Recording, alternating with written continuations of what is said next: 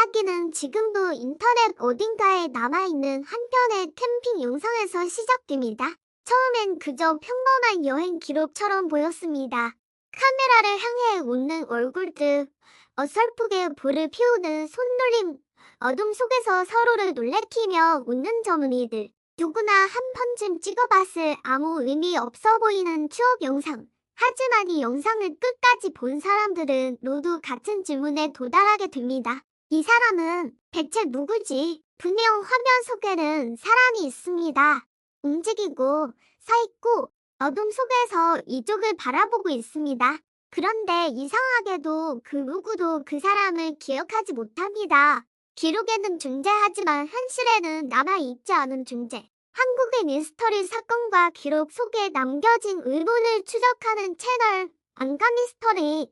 오늘은 2004년 1월 강원도의 한 야산에서 촬영된 캠핑 영상 속 실제로는 존재하지 않는 인물에 대한 이야기를 차근히 따라가 보려 합니다.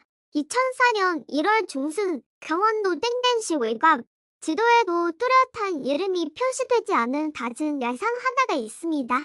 이곳은 봄과 여름엔 간간히 등산객이 찾지만 겨울이 되면 거의 사람의 발길이 끊기는 곳이었습니다. 물이 많이 오면 차량 진입도 쉽지 않았고 휴대전화 신호 역시 불안정했습니다. 바로 이곳으로 20대 초반의 대학생 5명이 1박 2일 캠핑을 떠납니다.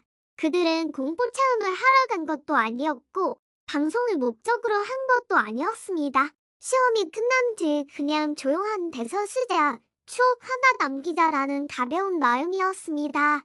멤버는 총 5명, 김현우 24, 박준영 23, 이성민 24, 최은지 22, 정다혜 23. 모두 같은 대학, 같은 동아리 출신이었고 서로를 오래 알고 지낸 사이였습니다. 이들 중 김현우는 당시 소형 디지털 캠코더를 가지고 있었습니다.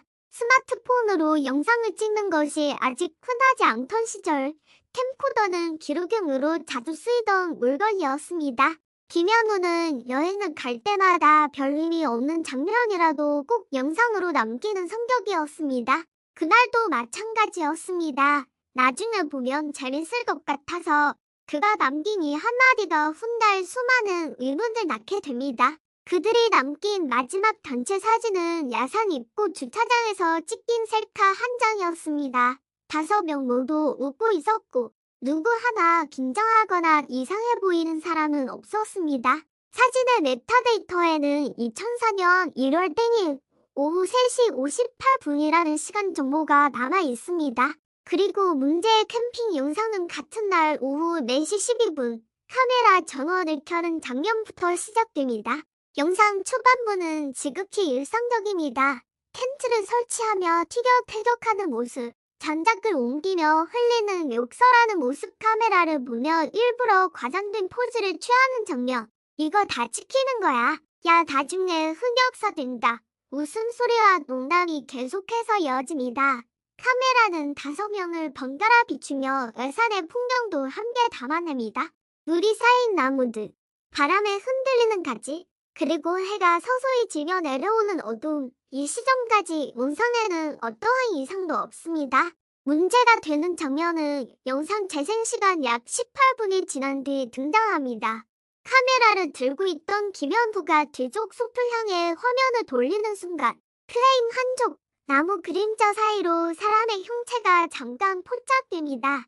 검은 외투, 후드를 깊게 눌러 쓴 모습, 분명 사람입니다. 그러나 이상하게도 그 누구도 그 인물에 대해 언급하지 않습니다. 카메라를 든 사람도 옆에 있던 사람도 아무 반응이 없습니다. 마치 일이 그 자리에 있는 것이 자연스럽다는 듯이. 이후 영상이 계속될수록 그 인물은 여러 차례 다시 나타납니다. 모닥불 불빛이 닿지 않는 어둠 속 나무 사이를 천천히 이동하는 모습, 멀찍이 떨어진 거리에서 서 있는 실루엣. 하지만 그 인물은 단 한 번도 카메라를 의식하지 않습니다. 손을 흔들지도 고개를 돌리지도 않습니다.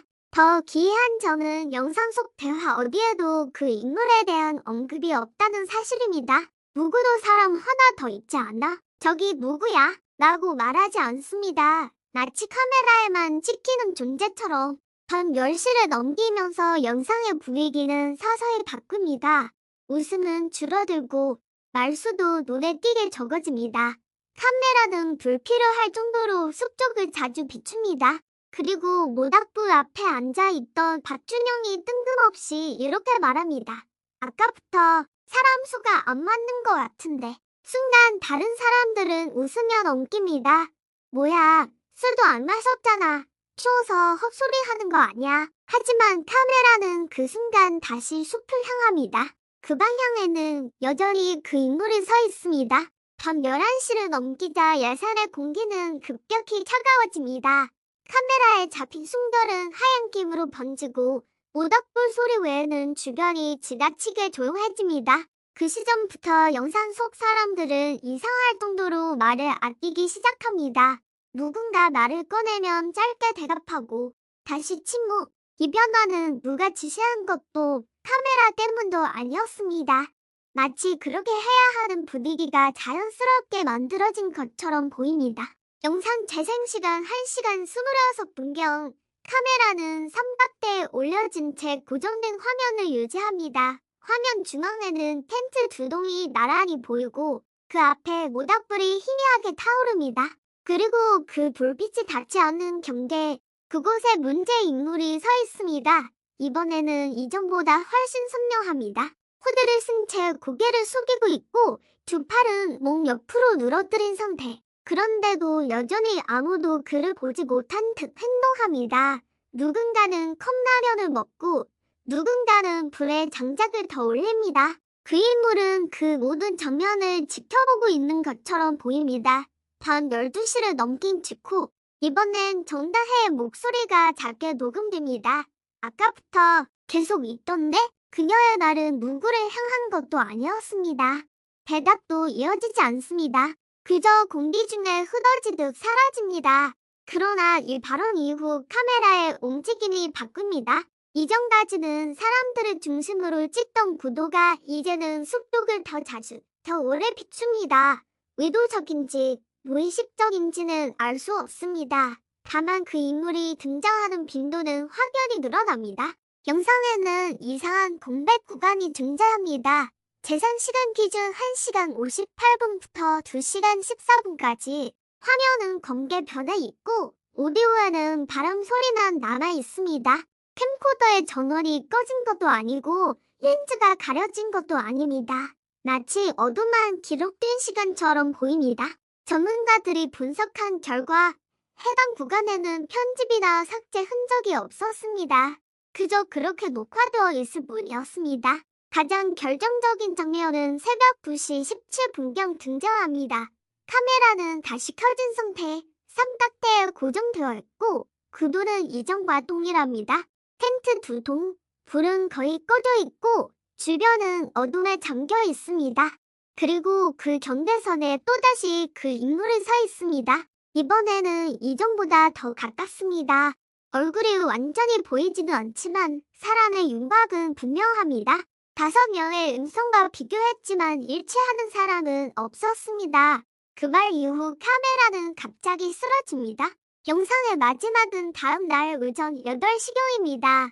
카메라는 다시 손에 들려있고 하산 준비를 하는 장면이 짧게 담겨 있습니다. 놀랍게도 5명 모두 무사히 화면에 등장합니다. 다친 사람도 사라진 사람도 없습니다. 그러나 표정은 전날과 다릅니다. 웃음은 사라졌고 대화는 필요 최소한으로만 이어집니다. 그리고 이 장면에서 그 인물은 더 이상 등장하지 않습니다. 하산 후 이들은 각자 집으로 돌아갑니다. 며칠 뒤 김현우는 영상 정리를 하다 이상함을 느낍니다. 우리가 저렇게 조용했었나? 그리고 문제의 인물을 발견합니다. 처음엔 농담이라고 생각했습니다. 하지만 다른 사람들에게 영상을 보여주자 모두 같은 반응을 보입니다. 저 사람, 우리랑 같이 온 사람 아니야. 그날 밤에 대해 기억을 맞춰보지만 모두가 말합니다. 중간에 잠들었어. 새벽은 기억이 안 나. 꿈 같았어. 그리고 결정적인 질문, 우리 말고 다른 사람이 있었어. 모두가 고개를 젓습니다. 아니, 우리는 5이었어. 이 영상은 몇 년 뒤 김현우의 개인 블로그에 업로드됩니다. 제목은 단순했습니다. 2004년 겨울 캠핑 기록 하지만 댓글은 예상과 달랐습니다. 중간에 사람 하나 더 보행. 검은 옷 입은 사람 누구임? 6명 아닌가요? 비슷한 댓글이 수십 개, 수백 개 달립니다. 김현우는 당황해 댓글을 지우고 영상을 비공개로 전환합니다. 그리고 이렇게 말합니다. 우리 중 누구도 저 사람을 기억하지 못한다. 영상이 공개된 뒤 몇몇 영상 분석가와 음향 전문가들이 자발적으로 분석에 나섭니다. 프레임 단위로 분해된 화면, 오디오 파형의 미세한 흔들림, 빛의 반사 각도까지 확인했지만 결론은 같았습니다. 합성 흔적 없음, 편집 흔적 없음, 렌즈 플레어 잔상 아님, 촬영 당시 실제 공간에 무언가가 있었다는 점은 확인. 특히 문제의 인물은 항상 불빛의 경계, 사람과 어둠의 중간 지점에만 등장합니다. 완전히 어둠 속으로 들어가지도 밝은 쪽으로 나오지도 않습니다. 마치 선 아래만 머무르는 존재처럼 전문가들은 이 사건의 핵심을 기억의 누락으로 봤습니다. 사람은 극도의 긴장 상태에서 특정 정보를 선택적으로 지워버리기도 합니다. 하지만 이 사건이 특이한 이유는 5명 전원이 같은 대상을 같은 방식으로 잊었다는 점입니다. 개인적 트라우마라기엔 너무 정확했고 집단 환각이라기엔 영상이 남아 있었습니다. 기억은 사라졌지만 기록은 남았습니다. 그리고 그 기록 속 인물은 끝까지 아무와도 접촉하지 않습니다. 부르지도 다가오지도 위협하지도 않습니다. 그저 거기에 있었을 뿐입니다. 이 사건을 두고 몇 가지 가설이 제기됩니다. 우연히 찍힌 외부인이다 하지만 그러기엔 겨울 야상, 기어가 캠핑구역 주변 실종 목격 기록 정무에서 하산시 조 없어 현실성 낮음, 무의식적 연출이다 하지만 캠코더 조작 흔적 없고 멤버 전원 부인하며 촬영 각도 등장 위치 일정해서 설득력 부족. 기억에서만 빠져나간 존재이다 영상에는 존재하고 기억에는 부재인들 질문 몇 명이지 이후 사라진 것 때문에 가장 많은 지지를 받은 가설. 즉 그날 밤 그들은 6명이었지만 아침이 되자 5명만이 돌아왔다는 해석입니다. 많은 사람들은 묻습니다. 위험한 일이 없었다면 왜 이게 문제인가? 하지만 이 사건의 공포는 피해가 아니라 부재에 있습니다. 아무도 다치지 않았다. 아무도 사라지지 않았다. 그런데 누군가는 있었던 것 같다. 그리고 그 누군가는 아무 흔적도 남기지 않았습니다.